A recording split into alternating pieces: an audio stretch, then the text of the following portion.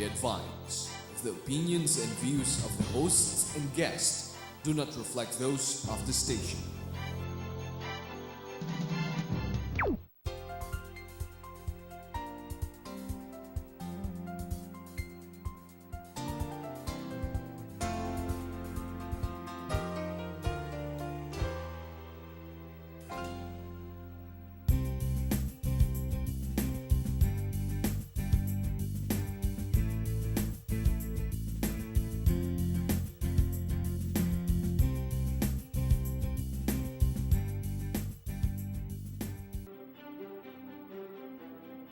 For me, art is an agent of change. Anything that highlights life. They know it's an art form when it has a story, when it speaks to them. Art is an expression of the soul.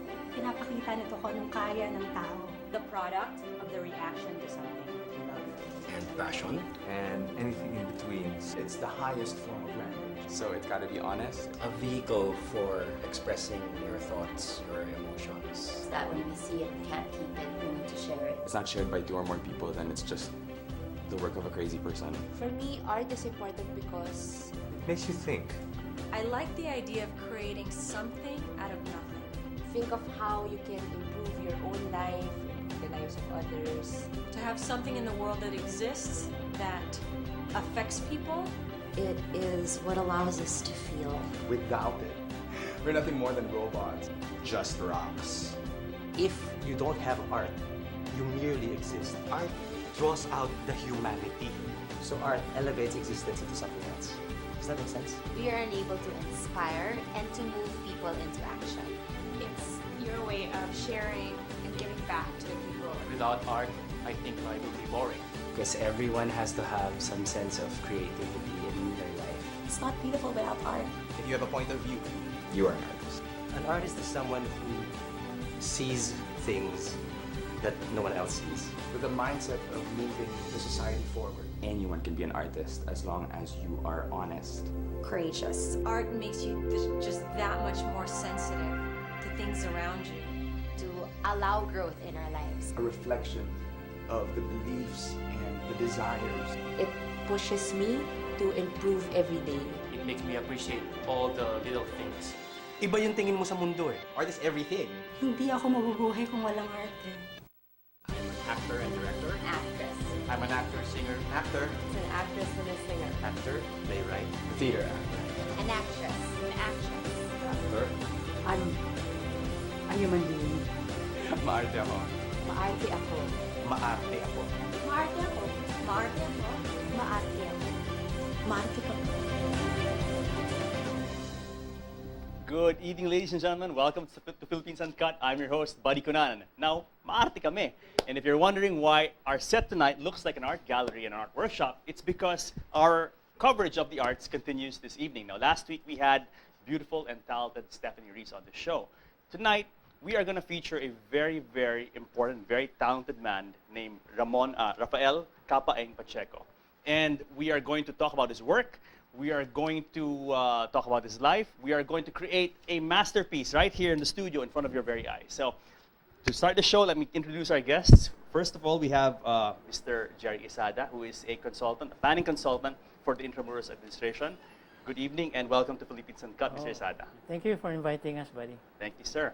And of course, we have Rafael Capaeng Pacheco, master finger painting and the father of Philippine finger painting. Good evening po, Capaeng. Welcome. Magandang gabi po naman. Yes, sir. Welcome to Philippines Uncut. Mm. Mr. Isada, let's start with you. Yeah, just call me Jerry. Jerry, tell us about yourself. Okay. Yeah, I'm already around 63 and a half. So I'm already trying to integrate my life and make meaning out of it, like any artist, no? So I just came back from the States. I was there 18 years, and I came back a couple of years ago. So I chose to come back here because I feel this is my homeland. And I felt that I still have something to contribute to nation building. And one of the experience I had is mainly in tourism. 20 years ago, I helped Filipino artists like Rafael Pacheco and Jaime Miranda to do shows with Philippine Airlines abroad. And I thought it's time again to utilize art but this time as an instrument of nation building.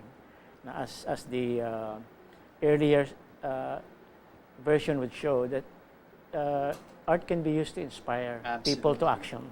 Beautiful video. Yes. And our art is really a very powerful medium for social change. Exactly, That's what we yeah. believe here on Exactly. Philippines Uncut. So that's what we plan to do in Intramuros. Now, what do you do exactly for Intramuros administration? Yeah, I am a planning consultant in Intramuros administration. The administrator is a very good friend of mine. That's Mr. Junjun Capistrano. We were appointed by President Cory Aquino, both of us, in the Philippine Tourism Authority 5 Board of Directors. We were in charge of 2 billion pesos of government tourism assets. So I know a bit something about that. And I've been also to around 50 countries. Okay. Because I used to be the general manager for the Soriano Tours and Travel Company. So it just brought me all over the world. And gave you a broad exposure to many cultures, many different arts. And I felt now is the time to give it back to society. Now, how did you get to know or get to work with Mr. Pacheco? Okay. A common friend of mine, and I have to give her credit, her name is Rosalinda Roman. She's also one of the artists in Intramuros. So he brought me to Rizal, to Angono, and then to Morong. Can you imagine? This was in 1987, so that's around 25 years ago. And since then, we've become very close friends.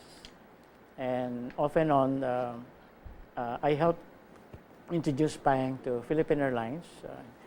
And he was invited to celebrate a very important anniversary of the PAL flights to London with Lea Salonga. So they were the two performing artists. And she was with Miss Saigon then. Yeah. And then he also was sent by now the DOT Undersecretary Danny Corpus to Japan, no? To promote the Philippine Islands, the campaign of PCBC at the time. So since that time, we've become very close off and on. And then now, Intramuros administration has been host to some of Mr. Pacheco's exhibits recently. Actually, he has had 2 exhibits there, and he just had one, a demo last month, or no, 2 months ago. And actually, that's why I'm putting a plug here also, because he's the first artist who committed to donate a big painting, which we will show you later. Yes. And all the proceeds will go to benefit the poor in Intramuros, because we're building this new, what we call the GK, with IA, it's called Kalinga Intramuros. Yes. This will be condos to house Beautiful, informal because, settlers. As you know, there are a lot of, that's always been a problem in Intramuros, informal settlers. I'm so that- happy that under the leadership of Mr. Capistrano, something is being done finally. So I hope one day we can invite Mr. Capistrano here to explain. Absolutely, yes, To sir. show you what the new Intramuros is. Yes, And it's very unique because it will utilize different sectors of the community. And I must say, one of the most important sectors that every month has a show in Intramuros are the Intramuros artists, led by Nemi Miranda, and the founding member is also Rafael Pacheco. Rafael Pacheco. Ngayon po, kilalanan po natin si Kapaeng. Kapaeng, magandang gabi po and welcome to Philippines Uncut. Magandang gabi po. Pag-usapan po natin yung buhay niyo. Kailan kayo nag-umpisa po sa paggawa ng mga obra maestra? Nais ko po mag-umpisa sa aking ina. Ano ba ang nagbigay sa akin ng malaking inspirasyon? Yan. Ang aking ina po ay isang supporting actress. Yung panahon nila Salcedo, Angel Esmeralda. She is a very capable of supporting an actor who is performing, etc. And therefore, ako po ay lumaki sa pag-aaruga ng isang ina. At you can probably imagine, kapag ikaw ay lumaki sa iyong ina, ikaw ay malapit sa kanyang dibdib, malapit ka sa kanyang puso. At ako po ay lumaki dyan. Subalit ang aking ina ay isang artista. Ako po ay lumaki nakasama ang mga stuntman ng ating Philippine Stars. Salcedo, Angel Esmeralda, you can imagine. Para lumaki ang isang artistang katulad ko kasing bata nang lumalaki yung mga binatang Leopoldo Salcedo, etc., etc. So talagang... Ako po ay talagang ipinanganak sa gitna ng sining, sa performing arts, sa pag-arte po, sa pelikula. So talaga Pelikulang Pilipino. Naka-impluwensya talaga po yung exposure nyo, yung exposure nyo sa trabaho ng nanay nyo, sa inyong larangan po ngayon. Tama po, tama. Ano po itong, pag-usapan po natin itong art form ninyo. Itong finger painting, pero aside from finger painting po, ikaw rin po ay isang sculptor. Opo. Anong klaseng sculpture po yung mga ginagawa ninyo? Ako pinagpupukpok lamang ng tanso.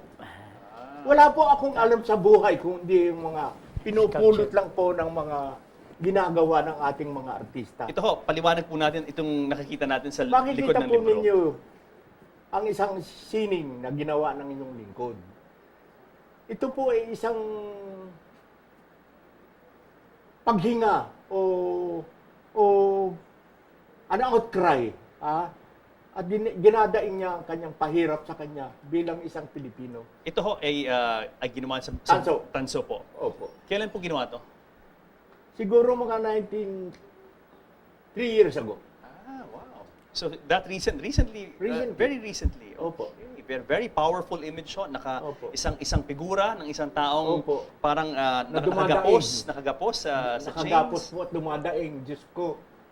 Wow. Bigyan mo po kami ng lakas. Yung mga ganyan ba? So Kapaeng, kung tatanungin ko po kayo, ano po kayo? Sculptor or painter? Ano po yung, sino si Kapaeng? I mean, obviously, Ako both. po isang artista kung tawagin. Please. Okay. Ma-appreciate ko po kapag ako po ay tinawag ninyong isang artista. Pero karamihan po ng artworks niyo ay painting. Or mostly sculpture or karamihan po ay painting. Ano po yung nakakarami ho sa inyong mga obra maestra? Recently, for the past 5 years, for the past maybe 10 or 5 years, ay nakapokus po ako sa kapupukpok ng tanso. Naloko po ako sa pagpukpok ng tanso. Ang tawag po ninyo natin dito ay sculpture. Sculpture, yes. At sana, kung kayo po ay magkakapanahon, ay magpasyal kayo sa aking studio. Sa studio ni Chucky Arellano, yung mga ganyan. Yes. Ayoko pong magbalita ng kung sino man ang dapat tangkilikin natin. Subalit, ito po ang may koleksyon ng mga trabaho ko. Pero Kapaeng, kayo po ay talagang nakikilala ngayon dahil sa inyong finger painting. Pag-usapan po natin to, ano pong ibig sabihin pag sinabi natin finger painting? Ang finger painting po ay natutuhan ko lamang sa pagkabubusisi. Ang tawag po natin diyan busisi. Busisi. Pagpatawad po ninyo. Subalit ito po ang natutuhan ko talaga. Opo. Kabubusisi ng mga daliri. So, nagawa ko po lahat ng milagro sa aking sining sa pamamagitan ng aking kakabubusisi, kakakutkot ng aking kamay. So talaga movements po ng kamay, yung Totoo po pinapairal yan. nyo dito. Opo, Wala kayong brush na ginagamit. Dapat ipagpasikat dito sa buong madla ng sini sa ating bansa. Wala po ako ang alam kundi yung magbusisi.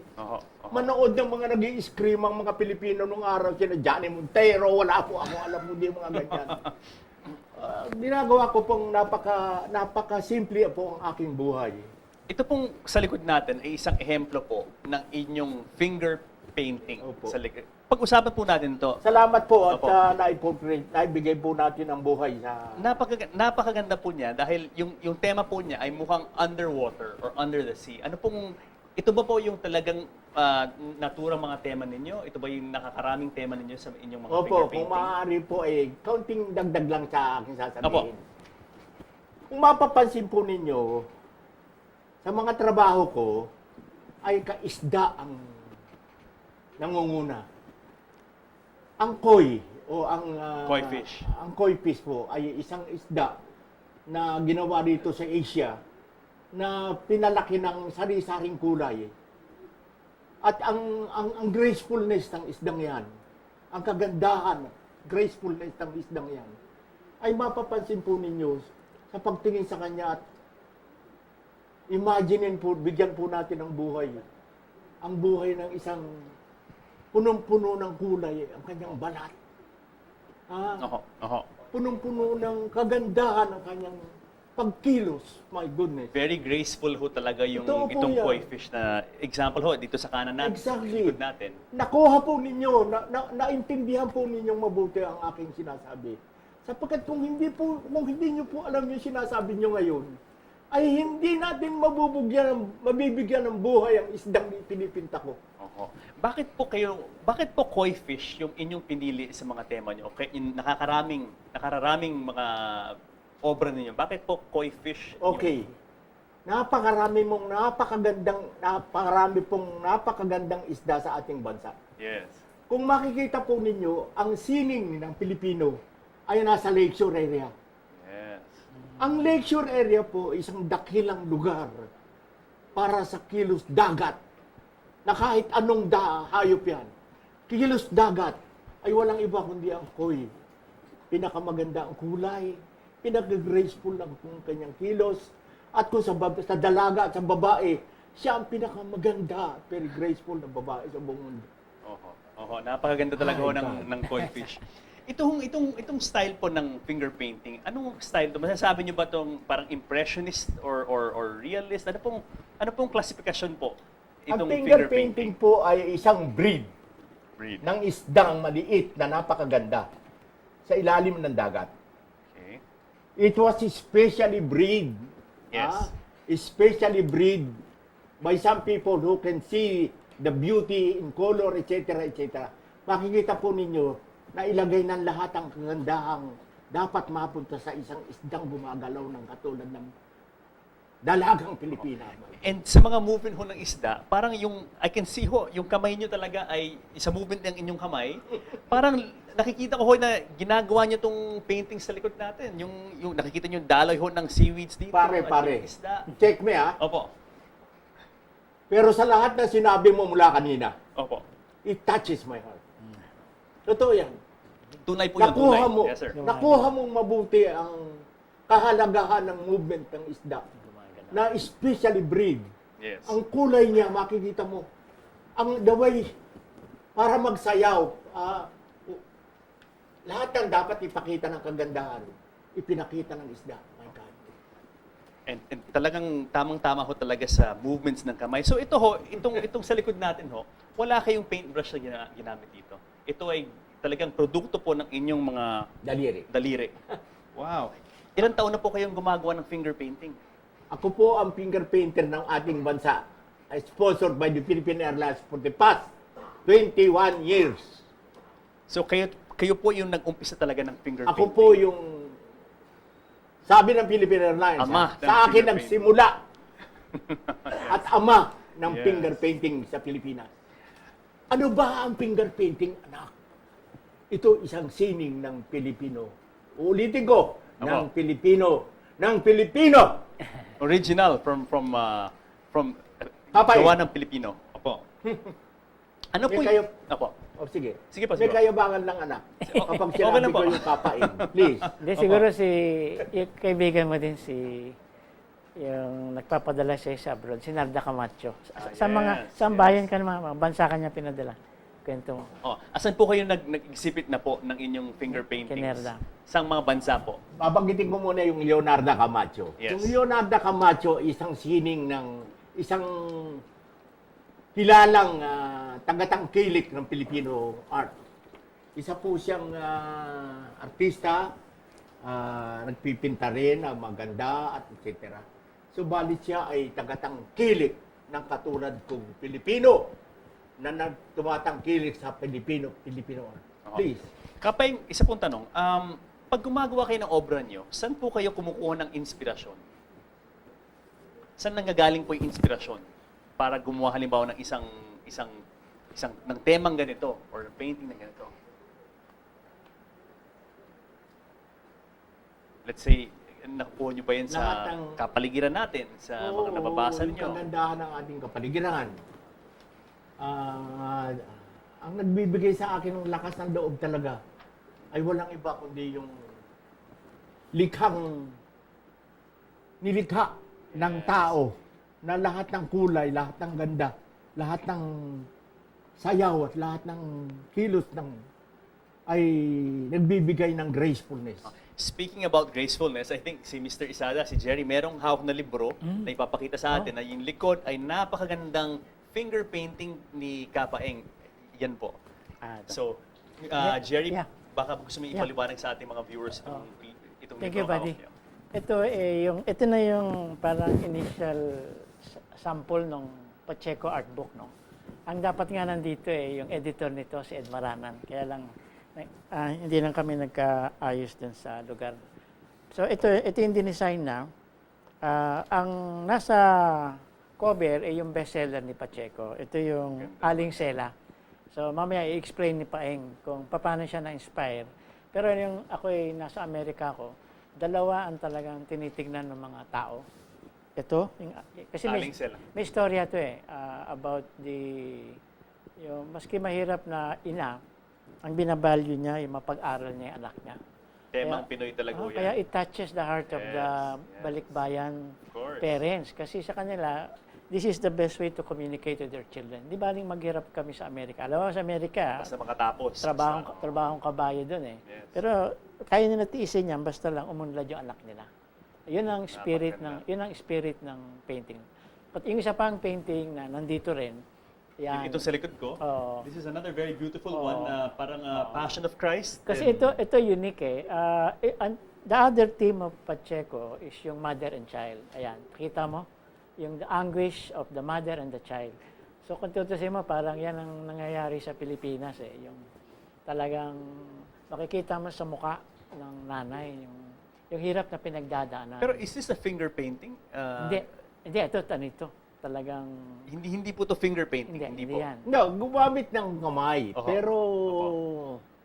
Yan, brush yan. May brushwork yan. May brushwork. Pero, buddy, what I want to saying here, kasi marami ng paintings about Christ but I think this is the only one that was able to marry yung kanyang series of mother and child paintings and connect it with Christ. Kaya sa stage, ang ganda ng dating. Kasi aside from education, the other value na gusto ng mga parents, especially sa Filipino-Americans na second or third generation, is do not forget your faith. And the mother is... And family values, probably. And the mother is the womb of these values Kasi hindi naman, yun ang problema din sa stage. Kasi they throw everything to the schools But what this painting says is no. Where are these paintings displayed now? Are these in private collections or in museums? Yeah, they have collectors now. But what we're trying to do now is there is one the biggest store in Intramuros, owned by Mrs. Manansan and Dr. Jose Manansan.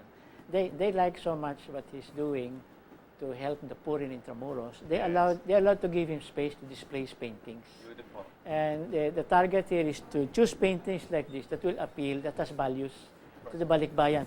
This one, the theme here is salamat. Okay. It's to be able to thank si Aling Sela for the sacrifice. And then the other theme is patawad. So that is the painting there. And then finally, we have another book here, and in the back we have a finger painting.